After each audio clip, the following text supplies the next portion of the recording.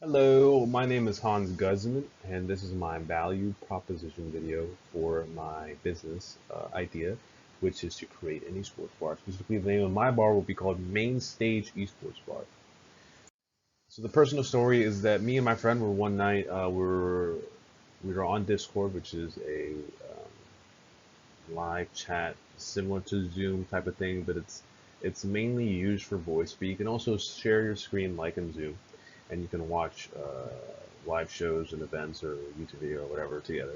And we were watching a Call of Duty tournament together, and it came to us the idea that why isn't there a place where we can hang out and in person watch these um, esports events or gaming sports events.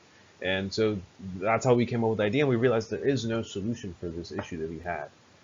There was no place near me, near him, where we could go together and watch an esports event. Um, so that's how we came up with the idea. That's the personal issue we had.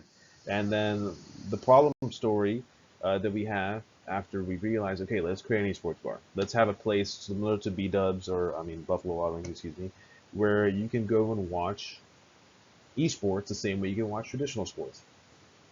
So the issue that we have is that esports is still a very young industry. It's still in its infancy. It's growing rapidly though, despite that.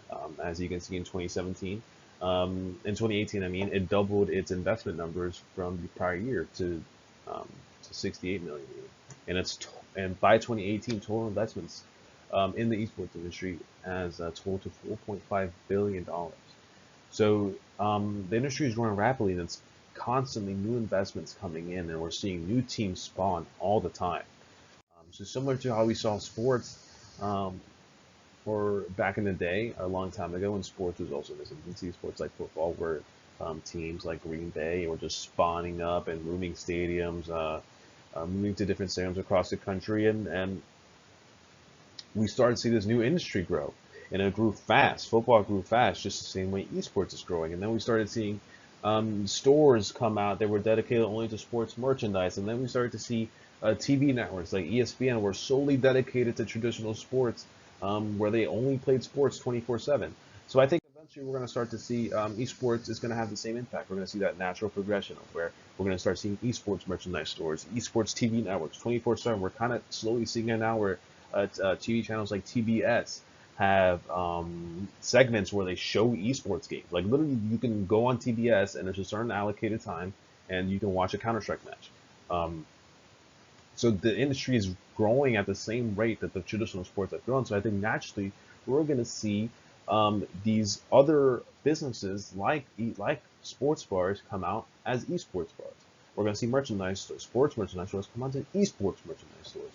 And so my idea is to create this esports bar to be somebody who gets in early into the industry and create a good esports bar, something that people can go in and they feel welcomed. It's all familiar to them. It's a culture that they've been a part of their whole life, and now there's this place where they can go in and feel welcomed and comfortable because it's all going to be properly themed. It's going to be themed to the video games they play. It's going to be themed to all the things they like. It's not going to be themed to the the common Mario games or Pac-Man. It's going to be themed to things to exactly fit the mold of the culture that the bar is for.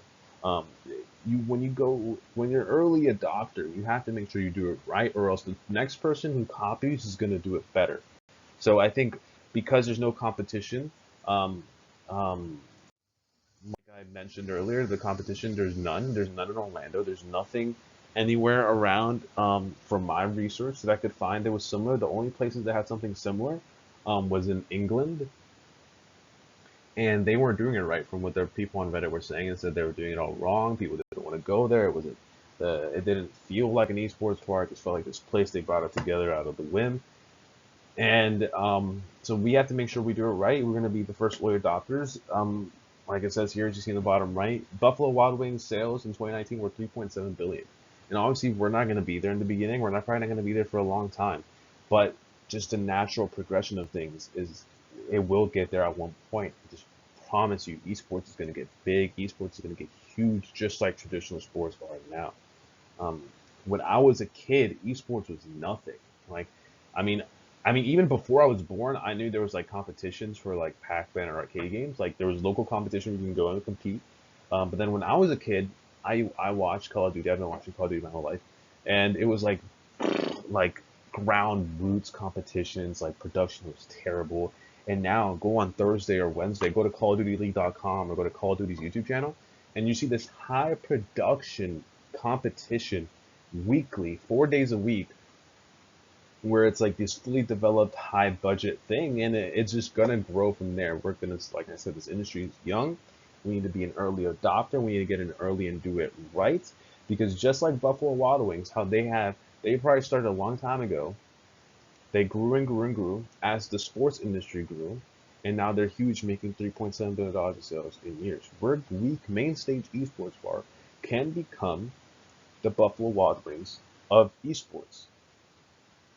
It can have multiple franchises. We start in Orlando, grow in Florida, grow nationally, and who knows, maybe internationally.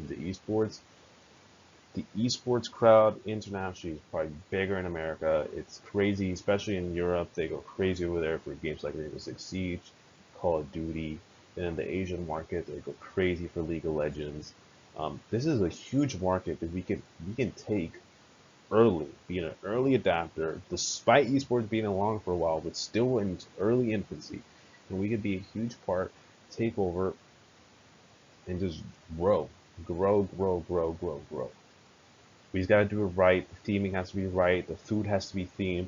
The drinks have to be themed. The tables have to be laid out perfectly. The reservation systems for the fans to come in with all their group of fans for support all their own team has to be perfect. Everything has to be good. The decoration on the walls has to be perfect. It has to be a place where they walk in, like I mentioned earlier. It has to embody the culture that esports is. It cannot go into like things like traditional mainstream video games like Mario and Sonic, and it has to fit the culture that it's for, which is esports fans, which they play League, they play Counter-Strike, they play Call of Duty, they play Dota, they play Rainbow Six Siege, they play all these games. And we need to make sure we adapt our business to that culture and not to something else. That's how we will succeed, and that's how we will grow.